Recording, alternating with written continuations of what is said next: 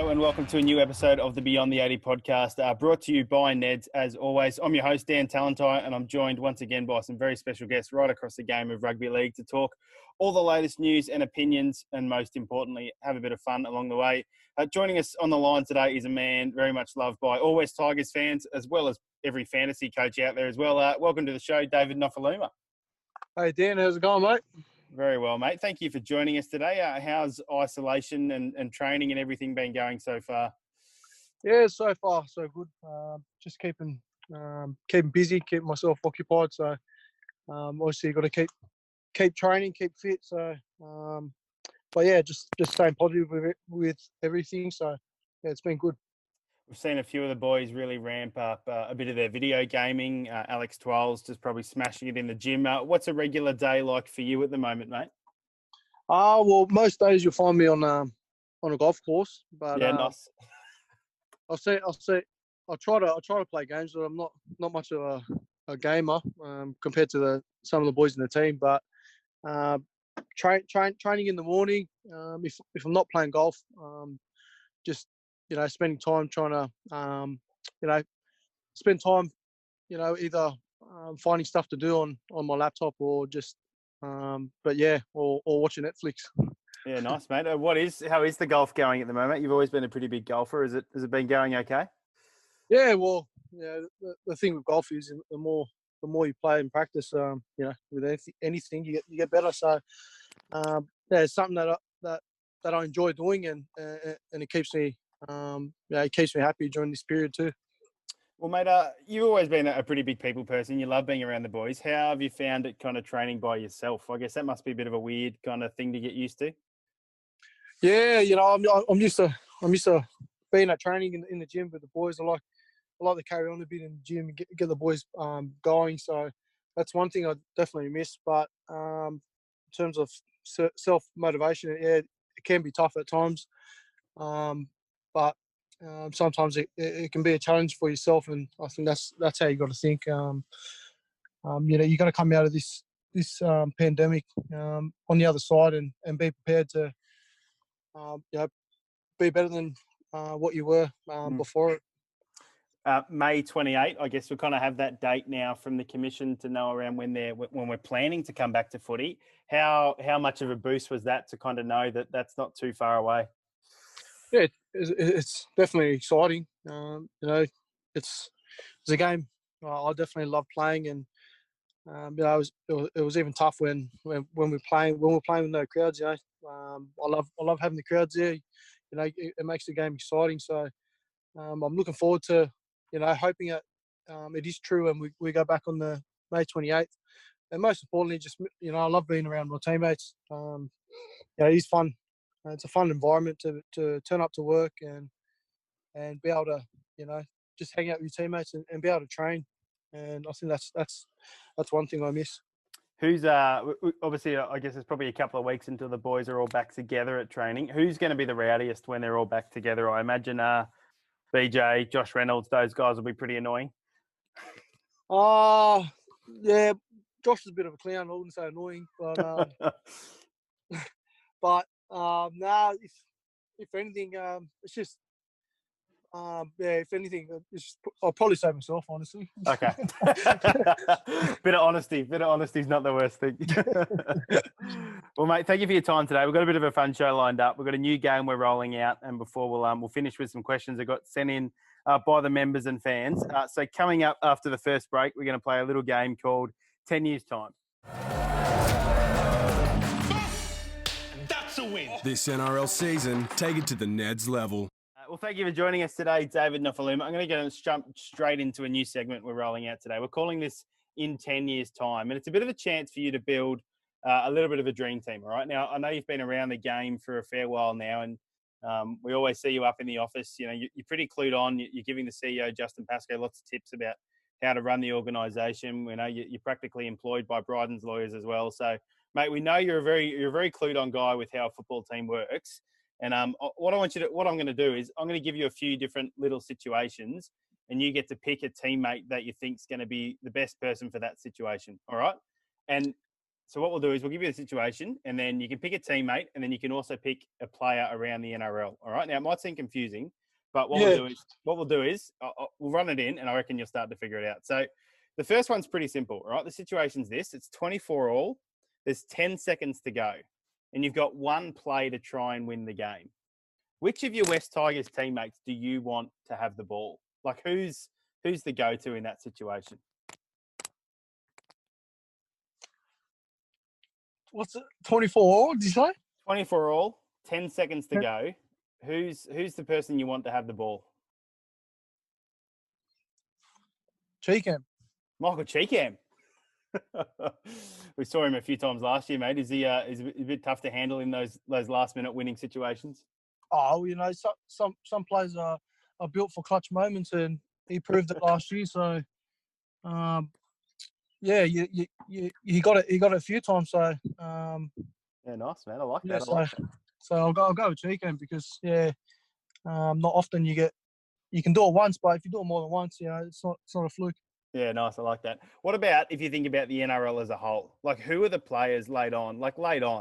If they've got the ball with 10 seconds to go, 24 all, who are you thinking, oh, no? Is there anyone that comes to mind there?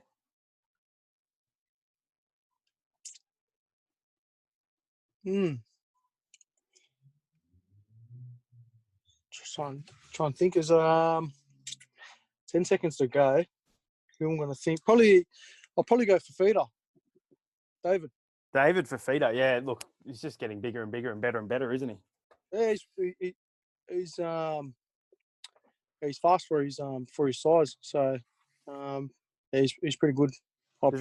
Does he play at your side? He's a bit more left edge than right edge, isn't he? Yeah. Well, yeah. I'll probably think that, or I'd go with maybe Cherry Evans. He's pretty good in 10 seconds ago. Can kick a field goal, Cherry Evans. Yeah. All right, now let's stretch it out a bit more. What if you were starting a new team, and you could pick a West Tigers teammate to have for that entire season, right? You're picking. Now, obviously, we know you want to take all the boys here. We're asking you to pick a few favourites. I know this is a bit tough, but if you're starting a new team, which West Tigers teammate do you want with you for the whole season? I'll probably go Luke Brooks. Brooksy? Yeah, Brooksy. How have you seen him grow, mate? You guys kind of came through kind of roughly around the same time. I think, you were there a little bit before him, but you kind of come through and been pretty similar in your careers so far. How have you seen him improve? Yeah, I think he's done a fantastic job for himself. He started his career with a lot of media hype, and a lot of players that get that type of hype don't live to it, and I think he's done really well to be able to improve as a player. And as you've seen, was it last year or the year before, he got Dalian halfback of the year. So he's done great. He's definitely grown as a player, and yeah, I think I'll go with him because not only that, we pretty much started first grade around the same time. Yeah, nice, man. I like that. Now we're getting a bit tricky. What about if we think about the NRL as a whole? If you could kind of if you were starting a new team and you could pick a player to come play for that team for the entire year, who do you want in your team? This is your club, mate. It's your club. It's your team. Who do you want from around the NRL to come in? Tedesco. Teddy. Yeah, any day of the week, I'll go Teddy. Is he? Have you guys? Obviously, you guys kind of came through together. Is that true that you were the fullback and he was on the wing? Is that when you first started? That is very true. That's 100% true. When did you swap? Because was that at West together? Kind of Harold Matts and. Well, the whole West Juniors. I played as fullback and he was on the wing, so it kind of transitioned when Sheensy was the head coach, and he must have seen something in Teddy, and kind of through the 20s period, he kind of transitioned to fullback, and he excelled in that position. And I think yeah, he just cemented his spot, and you know, he's done. As you can see, he's done a great job at it. And how is that for you, mate? Like, I guess it's not easy to kind of go to change positions, and wing is quite a specialist position in the carries that are required and that sort of stuff. And that's kind of a big part of your game. Was that something that you kind of had to add more when you moved to the wing, or did you always have that? Or Oh, no. No. I was always as a junior, I was always a ball running fullback. And it wasn't until Sheenzy said I was 84 kilos. I still remember, and he had a conversation with me, and he said, "I'd like you to play on the wing." And I was playing centers in 20s, so he said to me, "I want you to play on the wing, but I need you to put on." I think it was like 10 kilos, and I was like, "Oh." This was in a period of like a year and a half, and I was thinking, what am I going to do here? I think I have to go Macca's the coast every day, but obviously I didn't. But how do you put on weight? When someone says put on weight, like what do you do? Like, do you know what I mean? Like how do you do that? Well, I just carb loaded, and just every day I just ate more than I should have, and I did that for a long period of time. And funny enough, I actually got to 95 from 84 kilos, and I didn't feel too good at 95. I'll tell you what, I felt that heavy. But it's what I had to do. I got given a task from the head coach, and I accomplished it. And then I got the chance to play first grade, and you know, he obviously, we got a new coach, and but I got the opportunity to play first grade, and that was a goal. Yeah, awesome. All right, so we've got your player for one play locked in. We've got your players for one season locked in. If you had to pick, now this is the tricky one, 10 years, you get to pick, you know, you're almost like setting up your own franchise here. You've got 10 years. What, if you could pick one of your teammates to come with you for the next 10 years? So, I mean, you know, full respect to guys like Benji, but does he have 10 more years in him? I don't know. I don't want to say anything, but, you know, like. Oh, you count an age as well, yeah? Oh, I'm thinking they've got to get 10 years, you know? So who's going to still be there in 10 years time that you think is going to be a pretty special player at West Tigers? Who kind of comes to mind when you think about that? There's one player that comes to my mind. And yeah. I'll keep this player, I'll keep calling him, I'll keep saying he's the next immortal as a, as a, you know, as a thing that I always do say with him, and that's Jock Madden. Jock Madden, the next immortal. Yeah. Oh, you heard it here first. What is it about Jock? Obviously, he's kind of been still on that development contract. He'll go full time next year. I guess what kind of stands out to you about his game? Oh, I think he's just good at what at his position. Like he's a good runner. He's good at good at ball playing, and I can just see his development and he's growing. And I think when his time comes, I think he's going to excel. And you know, he's one of those players. He's real humble, and just you know, he knows how to do his job. And I think that's what you can ask from your halves. And I think he does that really well. And he's got a future to look forward to. Yeah, awesome. I like that. And now this is the tricky one. The entire NRL. You can kind of pick one player to come into your franchise for the next 10 years. This is the tricky one. Who are the young guys in the game at the moment? Not if you're still young, mate. Who are the guys that are kind of, you know, I'll be 34. I'll be 30. I'll be 37. You're right. You might be stretching it if you were 30. 37. You know, there are guys that played till 37. Maybe not on the wing. Yeah, see? They're getting there. All right. Well, touch and go. All right. Guys that maybe a little bit younger than you then. Who's destined to kind of just go massive in the next 10 years, do you think? I'm looking around the players that are around the age 20, 21, 23. Who's around that age? Well, how old is Payne Huss and Fafita? Oh, I think they're both still pretty young. I think they'll be around for a fair while. Yeah, Payne Huss. You know what? Is a good shout. I'll go with Payne Huss. Yeah. I'll build a club around him. Yeah, nice. Yeah. How many times have you played against him? Once or twice? Just that? Did you play against him last year, or did you? Yeah. I'm pretty sure. Yeah, I'm pretty sure I played against him. But even just watching him, he was just you can see his players. When you have players that just just feed off that one player. Yeah. And I think he does that for the Broncos. When he's on, which most of the time he is. But he just leads by example on the field, and I think, yeah. And perhaps most importantly, mate, he's a New South Welshman as well. So lock him in for the Blues for a fair while, I reckon. Yeah, in that, definitely in that. Well, mate, I think Nof, you've not done too bad as a bit of a CEO coach there. I think you've done well to pick your players for one game. I think you've got two very good players for the season, and I really like your building for the next 10 years around Jock Madden and Payne Haas. So, mate, I think you've done pretty well there with your team building. I know. I might have to give. What do you reckon? Give Justin Pascoe the flick, and I'll jump in, or what do you reckon? I'll leave you to have those conversations with him. Not. We might put your team up on social, and we'll see what kind of reactions we get. I like that, mate. You've done a pretty good job there. All right, awesome. All right, well, that was 10 years' time. We've got one more thing to go. We've got a few little fan Q&As. We've had a fair few questions come in, so we'll try and get through some of those, and we'll finish off our time with David Nofoaluma right after the break. That's a win. This NRL season, take it to the Neds level.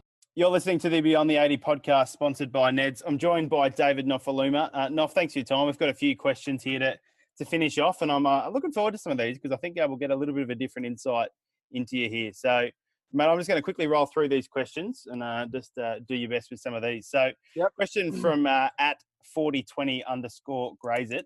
Who inspired you to become the player you are today? As in, It was like someone you looked up to as a young player, or? Yeah, do you know what? I actually looked up to Sam Perrott. I used to like how he played. Yeah, right. I honestly say Sam Perrott. Yeah, it was between him and I based my dummy half runs from Hodges. Yeah, he's so quick out of that marshal, wasn't he? Just getting out of there. Yeah. Yeah, he was dangerous from dummy half. So nice. I'll go to those two. Yeah, nice. Like that, mate. Question from at Bree_Fanton. When did you know you were going to make it as an NRL player? That's a good question, actually. Was there a moment? Was there a moment you kind of, was it when Sheensy started having those conversations about wanting you to play first grade, or like when did you kind of know that this was going to be what you were going to do for the rest of your football career? Well, do you know what? That is a good question. And when I realised it was actually before 20s, before NRL, obviously. Before 20s, before SG Ball and Harry Matz. It was in actually under 14s, 15s when I won my first grand final at club level, and I played really good in that season, and it was just before I was playing Harry Matz, and I think that's where I got my belief to think that I can actually be really good at this. And I obviously had a lot of people give me raps, so I think that boosted my confidence, and I think that's when I knew around about when I was 15 years old. Yeah, nice. I like that. Yeah. Good question, Bree. Yeah, it's a good question. Question from a man who's asked to remain anonymous, but may or may not be on the football staff here at West Tigers. Who was your favourite teacher in high school, and can you acknowledge you used to lose to them often in tennis and table tennis? Do you know who that question's from, mate? Is he at the club at West Tigers? He might be the head of football. Adam Hardigan. Was he your teacher in high school? No, what? That's why I don't believe it was him, because he didn't even beat me. He didn't even play me. He didn't even beat me. He didn't even play me in ping pong. Do we? I'm sensing we might need a bit of a game here to decide. What's that? We need a game here to decide really if there's anything going on. So Adam was. Do you know what? I'm just trying to think when we were over at the Nines when we were playing ping pong there. You can't go off that. He said back in school days, didn't he? I think it's what it is. But he was your teacher in high school. He was Adam Hardigan was my teacher in high school. What did he teach? Nothing. No. He was a coach of my the school team, and yeah, he's he was one of my my teachers in class, which I was really at. But Yeah, right. So yeah. did you stay in contact with him at all, like when you kind of went into footy? And obviously he was at the Roosters, but did you have anything to do with him at all before he came to West Tigers, or? Yeah, well, we're kind of been kind of after school we kind of stayed as friends, and since he went over to the Roosters as the 20s head coach, and then he transitioned into being the assistant coach for the NRL, and then from then on we always kept in contact. And then it was funny when he came over to the club, because I had no idea who the new general manager was, and I was when I seen him I was thinking, what are you doing here? We just had a laugh, and it's just funny how the world works, and we're at school together, and then how many ever years after we're at the same club. All right, but most importantly, you reckon you've still got him covered in table tennis. So yeah, that's a fact. Okay, I know you're starting those rumours. Is that him? Oh, mate, I'm just reading what got submitted. That's all I can do. No, I suppose it's they're not showing their identity, so Yeah, right. Okay. Yeah, it's all right. Anonymity. That's why. Right.